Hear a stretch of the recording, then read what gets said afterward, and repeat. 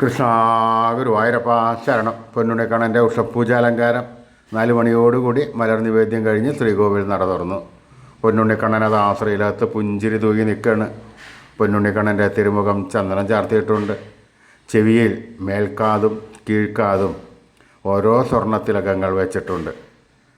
മാറത്ത് 5 സ്വർണ്ണത്തിലകങ്ങളെ കൊണ്ട് ഒരു മാല മാതിരി ചാർത്തിയിരിക്കുന്നു. പൊന്നിൻ കിങ്ങിണി കെട്ടി പട്ടുകോണകം ഉടുത്ത് ഒരു മെറൂൺ പട്ട് ഞൊറിഞ്ഞെടുത്തിട്ടുണ്ട്. കയ്യിൽ ഓടക്കുഴലുമുണ്ട്. സ്വർണ്ണ കിരീടം ചാർത്തി കിരീടത്തിന്മേൽ 3 തിരുമുടിമാലകളും 2 വലിയ വനമാലകളും ചാർത്തിയിരിക്കുന്നു.